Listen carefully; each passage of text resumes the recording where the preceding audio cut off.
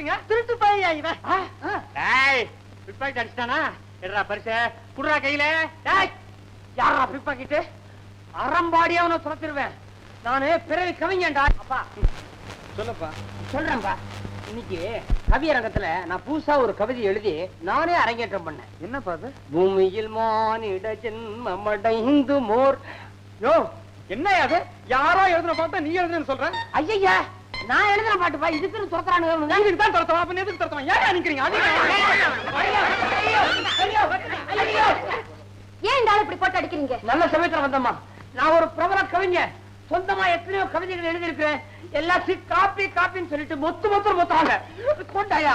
இங்க பாருமா, பாசம் என்பது அன்னையின் காதல், பக்தி என்பது அடியவர் காதல், நேசம் என்பது நண்பர்கள் காதல், தேசம் என்பது தியாகிகள் காதல். இதுக்கு மேல என்ன மாதிரி ஒருத்தர்? ஏய்யா மூக்கு கண்ணாடி? நான் மூக்கு கண்ணாடி இல்ல, சொந்தமா கவிதை எழுதுற பிரபல கவிஞர் பொன்னம்பலம். பேர்ல ஒன்னும் குறைச்சல் இல்ல. இது உன் கவிதையா? இல்ல, உன் கவிதையா? இது அம்பலவாணர் எழுதி பத்திரிகையிலையும் பிரசுரமாயிருக்கு. எனக்கு அம்பலவாணர் பேரு இருக்கு, உனக்கு தெரியாத? இப்பதானே பொன்னம்பலம் சொன்னேன். நான் தான் கவிஞர் ஆச்சா, எனக்கு புற பேர் இல்லாமையா இருக்கும். இவர் பொய் சொல்றாரு. இதை யாரும் நம்பாதீங்க. அம்பலவாணர் எங்க மாமா. அவர் கவிதை இவர் திருடி எழுதியிருக்காரு. உங்க மாமாவா?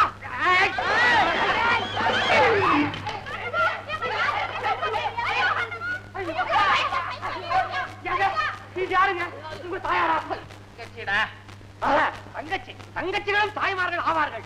தங்கச்சிதான் தாயாவா? தம்பியா தாயாவா? ஏங்க, எப்படி என் கற்பனை? என் தங்கச்சி கிட்ட உனக்கு என்னடா கப்பனை?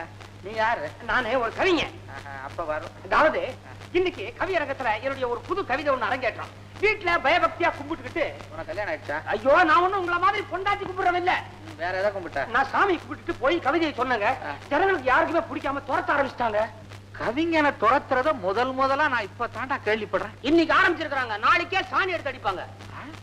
நானும் வெளியில போக முடியாது. அப்ப நீங்களும் சாணியா? இது கவிஞரா? ஆமா, துரத்துற அளவுக்கு அது என்ன கவிதை நான் கேட்டாகணுமே. அது ஒண்ணு இல்லைங்க. அதான் துரத்துறான். ஒண்ணு இல்லைன்றிய ஆரம்பிக்கிறது அப்படி. இப்ப ஒரே ஒரு ஊர்லன்னு சொல்லலையா? சரி, இந்த ஊர்ல ஆரம்பி. ஐயோ, இங்க பாத்தீங்களா? ஐயோ, இந்த பயல்களே அப்படித்தான். தானே எழுதிக்கிட்டு தலையில குட்டிக்குவான், திருச்சுக்குவான், அழுதுக்குவான். அடுத்தவனுக்கு சித்திரவதையா இருக்கும். படுறா. என்னது? படுக்கிறதுக்கும் படிக்கிறதுக்குமே வித்தியாசம் தெரியல. நீ என்னடா கவிங்க? அப்படி சொல்லாதீங்க. பல்லவி கேட்டா நீங்களே ஒத்துக்குவீங்க. கேட்க வையே. ஐயோ, என்ன ஐயோன்றே? பாசம் என்பது அன்னையின் காதல். இதே மாதிரி தாங்க கொட்டையில் அத்தனை பேரும் எங்கேயோ கேட்ட மாதிரி இருக்குது இந்த அடிய. அப்படிங்கிற பாவத்தோட இப்படியே பின்னால சரிஞ்சிட்டானுங்க. பக்தி என்பது அடியவர் காதல். சொல்லி முடிக்கலைங்க இந்த வார்த்தைய. மூக்குல விரல வச்சுட்டானுங்க அத்தனை பேரும். நேசம் என்பது நண்பர்கள் காதல். இது முடிச்ச உடனே கீழே எல்லாம் தேடினாங்க. தேசம் என்பது தாகிகள் காதல். கீழே தேடினவன் கல்ல எடுத்து. இது ஆமாங்க, இதே மாதிரி தாங்க. இதெல்லாம் கூட எடுத்தாங்க, துரத்துனாங்க. என்னங்க இது? என்ன பண்ணுவேன் நானு? எவனோ ஒருத்தங்க அயோக்கிய பைய அம்பலவாணன் பேரான்.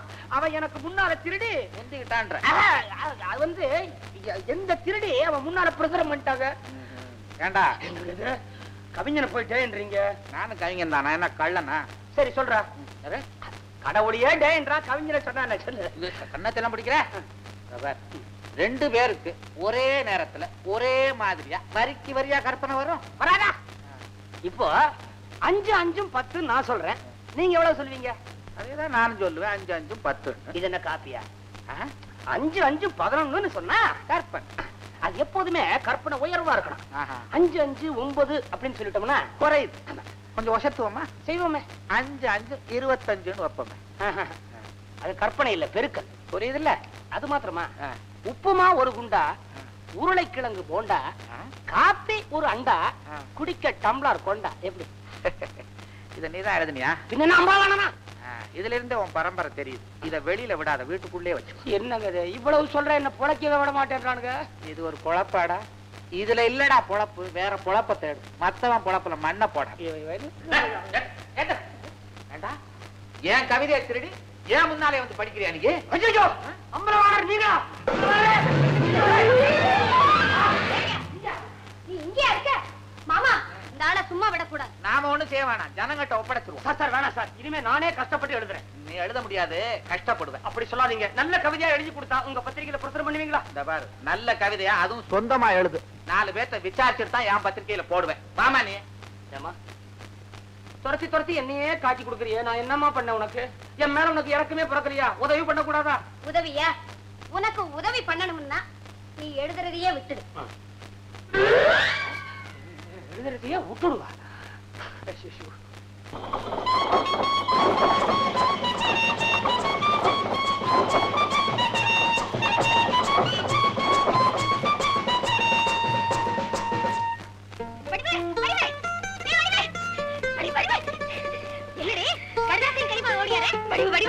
பக்கத்து கிராமத்துல எம்ஜிஆர் சிவாஜி சேர்ந்து நடிச்ச படம் அடுதான். ராத்திரி அடுத்து கேட்பாமா? அதுதான் தப்பு. ஏன்? பக்குவமான பொண்ணுக்கு பகையே ராத்திரி வேலை தாண்டி. பகல்லே நாம எங்க வேணாலும் சுத்தலாம். ஆனா பொழுது சாஞ்சா கூண்டுல அடைஞ்சிடணும். படத்துக்கு பேர கூண்டு கிளிதான். பரவாயில்ல வடிவு. அதெல்லாம் முடியாது. அப்பெல்லாம் இப்ப போவோம். போனா ஆனா கையில காசு. வடிவு வடிவு வடிவு என்ன செய்யலாம்? புதுசா ஒரு வழி சொல்றேன். நம்ம கோயில் தோட்டத்துல தினசா பூ பூத்து கிடக்கு. அதையெல்லாம் பறிச்சு கொண்டு போய் வித்துட்டோம்னா சினிமாவுக்கு பணம் கிடைச்சிடும். ஐயோ, அது நம்ம ஓதுவார் பாதுகாப்புல இருக்கிற தோட்டமாச்சே. யாராவது பாத்துட்டாங்கன்னா தனியா வாங்கி விடுவாங்க. சும்மா பாடி என்ன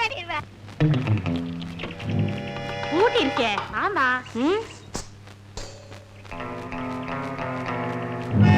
ஆரடி, நான் தோட்டத்துக்குள்ள பூந்து பூவெல்லாம் பறிக்கிறேன். நீ காவலுக்கு இங்க நில்லு. யாராவது வந்துட்டா குயில் மாதிரி ஒரு குரல் கொடுக்கறேன். அடச்சே, உனக்கே நீ குயில் மாதிரி குரல். கோட்டா நட்டம் கத்து. கோட்டா நட்டமா எப்படிடே? வடிவே, ஐயோ சினிமா ரொம்ப கனமா இருக்குடே. ஐயோ பத்திரமா பாத்துக்க. நீ தைரியமாப்பா. அப்பா வடிவே, இன்னைக்கு பூ கொண்டாது. இன்னைக்கு சினிமா. அப்பா பாடிங்க. என்னடி பண்றாங்க? என்ன பண்ற? ஒண்ணுமில்ல. ஒண்ணும் பண்ணலையா? எல்லாம் நேக்கு தெரியும்டி. உங்க 2 பேரையும் பஞ்சாயத்துல சொல்லி என்ன பண்ற பாருங்க.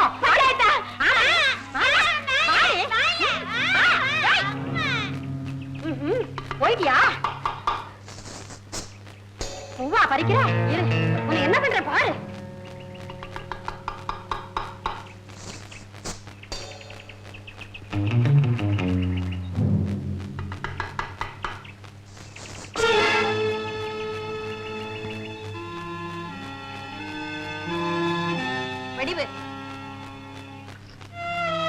இது கோயில் தோட்டம் தெரியும். இத நாங்க குத்தகை எடுத்திருக்கோம். அதுவும் தெரியும். ஆஹா, எல்லாம் தெரியும். இன்னொருத்தருடைய பாதுகாப்புல இருக்கிற தோட்டத்துல பூ பறிக்கிறது தப்புன்னு மட்டும் தெரியல போல இருக்கு. இத பார்வள்ளி, நான் பறிச்சாலும் பறிக்காட்டி போனாலும் இந்த பூவெல்லாம் வீணாதானே போயிடும். அதை விட இது யாருக்காவது உபயோகமா இருக்கலாம் இல்லையா? வடிவு, கோயில கூட தெய்வம் இருக்கிற இடத்தை தவிர மத்த இடமெல்லாம் காலியே தான் கிடைக்கும். அது சும்மா தானே இருக்குன்னு நினைச்சு நாம அங்க போய் குடியேறிட முடியுமா? இந்த வரட்டு வேதாந்தம் எல்லாம் எனக்கு வேண்டாம். எனக்கு வேண்டியது 5 ரூபாய் தான். இந்த பூவெல்லாம் கொண்டு போய் சந்தையில வித்துட்டு எனக்கு வேண்டிய பணத்தை எடுத்துக்கிட்டு மிச்சத்தை உங்கையிலேயே கொடுத்துறேன். சரிதானா? நியாயத்துக்கு விரோதமா நடக்கிற எந்த காரியத்தையும் நான் அனுமதிக்க மாட்டேன். நீ செய்த பெரிய தப்பு. எதுடி தப்பு? வீணா போறத விளையாக்க நினைக்கிறதா தப்பு? வடிவு, நீ பேசாம ஒதுங்க. இல்ல என்ன பத்தி உனக்கு நல்லா தெரியும். நீ என்ன கொன்னாலும் சரி, உன்னை தப்பான வழிக்கு போக நான் விட மாட்டேன். சட்டாம் போடி. பெரிய தப்ப கண்டுட்டான். வடிவு வடிவு, கோயில் தோட்டத்துல பூந்து நீ பூ பறிச்சதுனால நாளைக்கு கோயில்ல பஞ்சாயத்து மரியாதையா வந்து சேர்றேன். இதுக்குன்னே பெரிய மரியாதை. போயா யோ நாட்டானே, நான் உனக்கு ஆளை வச்சுட்டு வந்தேன். நீங்க எல்லாம் எப்படியா உள்ள வந்தீங்க? கோட்டான் சத்தம் கேட்கலையே. கோட்டான் சத்தம் கொட்டாய் விட்டுக்கிட்டு இருக்கும்போது நான் வந்தேன். நீ மரியாதையா வந்து சேருங்க. வந்து. ஆமா, தூங்கிட்டு இருந்தாடா. எல்லாம் உன்னாலதான் வந்தது எனக்கு. இன்னைக்கு ஊரு பஞ்சாயத்துன்னு தெரியும். இன்னும் அவளை காணும். எங்கடா அவன் தங்கச்சி? நீ போ வரேன்னு சொல்லிச்சு. பாத்தீங்களா ஐயா, ஒரு புடவை கட்டுன, ஒரு பாவாடை கட்டுன குட்டிக்கு இவ்வளவு திமிரா? வரட்டு கவனிக்கிறேன். சத்தம் போடாதீங்க, வடிவு வர்றான்.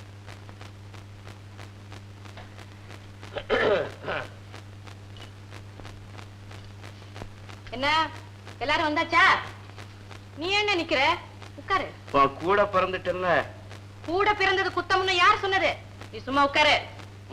சீக்கிரம் உட்கார்ந்துறப்பா. கேட்க வேண்டியதே சீக்கிரமா கேளுங்க. இப்ப எதுக்காக என்ன இங்க வர சொன்னீங்க? ஏமா, எனக்கு ஒரு சந்தேகம். உன்னை விசாரிக்கிறதுக்கு நாங்கெல்லாம் வந்திருக்கிறோமா, இல்ல எங்களை விசாரிக்க நீ வந்திருக்கிறியா? அப்படி கேளுங்க. அடிச்சா வாய் தொடச்சாப்பல. யோ, இப்ப என்னத்த பெருசா கேட்டு விட்டாருன்னு தாளம் தட்டுறேன். பாரம்மா, எல்லாரையும் இப்படி எடுத்தெறிஞ்சு பேசலாமா? பெண்ணுக்கு அடக்கம்தாம்மா முக்கியம். ஓதுவாரே, உங்க உபதேசத்தை கோயில்ல வச்சுக்குங்க. இது பஞ்சாயத்து, இங்க பேசணும். நாட்டாம, எனக்கு வேற வேலை இருக்கு. சட்டு புட்டுன்னு காரியத்தை முடிங்க. முடிக்கிறேன். ஆமா, நீ கோயில் தோட்டத்துல பூந்து பூ பறிச்ச குத்தம் தானே? குத்தம்னு நீங்க சொன்னா சார்தான். அதுக்கு என்ன தண்டனை தெரியுமா? உன்னை ஊரை விட்டு ஒதுக்கி வைக்க போறேன். என்ன சொல்ற? இதுதான் நியாயமா? என்ன சாதாரண மனுஷன் வீட்டுல திருடுறதே தப்பு. நீ என்னடா கோயில் தோட்டத்திலே பூந்து திருடி விட்டிய? அப்படியா? போன மாசம் கோயிலுக்கு சொந்தமான தென்னந்தோப்புல தேங்காய் பறிச்சிட்டான்னு தோ உங்க பக்கத்துல உட்கார்ந்து இருக்கானே கந்தசாமி, அவனுக்கு என்ன நியாயம் சொன்னீங்க? 50 ரூபாய் அபராதம் போட்டோம். இப்போ என்ன மட்டும் ஊரை விட்டு ஒதுக்கி வைக்கணும்னு சொல்றீங்களே, ஏன் இந்த ஓர வஞ்சனை? என்ன இருந்தாலும் அவன் ஆம்பளை, நீ பொம்பளை தானே. ஓஹோ, ஆம்பளைக்கு ஒரு நியாயம் பொம்பளைக்கு ஒரு நியாயம்னு பேசுறது இன்னும் நீங்க விடல போல இருக்கு. போதுவாரே, நீங்க கோயில்ல இருக்கிற ஆளு, நெஞ்சில கை வச்சு சொல்லுங்க, இந்த தீர்ப்பு உங்களுக்கு சம்மதம் தானா? சொல்லுங்க. ஆமாங்க, அந்த பொண்ணு கேக்குறதுலயும் ஒரு நியாயம் இருக்கு. நீங்களே சொல்லிடுங்க, என்ன அபராதம் போடலாம்? 50 ரூபாய் போடலாம். 50 ரூபாய் கேட்டுக்கிட்டியா? உனக்கு 50 ரூபாய் அபராதம். டேய் மாரியப்பா, இந்த பணத்தை கட்டுறா. அவரையும் கட்டணும். 10 நாள் தவணை கொடுங்க, நானே கட்டிடுறேன். 10 நாள்ல பணம் கொண்டாந்து கட்டல, ஊரை விட்டு ஓடி போகணும். யாரு? யாரு? நான். நீ ஏன் ஓடுற? அட போமா, போய் பணத்தை கொண்டாந்து கட்டு. சரிதான். உட்கார்ற. கேளுங்க ஐயா, நம்ம ஊருக்கு ஒரு ஆஸ்பத்திரி வேணும்னு அரசாங்கத்தை கேட்டோமா? நிறுத்துறா. இவன் ஆஸ்பத்திரி கட்டவல்ல இருமுவான் போல இருக்குது. அதனால அரசாங்கம் 30,000 ரூபாய் கொடுக்கறதா சொல்லிட்டாங்க. பாக்கி 20,000 ரூபாய் நம்ம கிராமத்துல வசூல் பண்ணி தீரணும். அதனால ஒரு குடும்பத்துக்கு 100 யூனிட் கொடுத்துட்டா கூடிய சீக்கிரம் நம்ம கிராமத்துல ஆஸ்பத்திரி வந்து நிக்கும். ஐயா, என்ன போல இல்லாதவங்க எப்படிங்க 100 ரூபாய் கொடுக்க முடியும்? ஆமாங்க. அப்போ ஓதுவாரும் குறுக்களும் சேர்ந்து 100 கொடுக்கட்டும். மத்தவங்க எல்லாம் குடும்பத்துக்கு 100 கண்டிப்பா கொடுத்து தீரணும். என்ன சொல்றீங்க? அப்ப சரி, நாளைக்கே நான் பட்டணத்துக்கு போய் ஒரு இன்ஜினியரை கூட்டிட்டு வந்து ஆஸ்பத்திரி கட்டுற வேலையை ஆரம்பிச்சு விட்டுறேன்.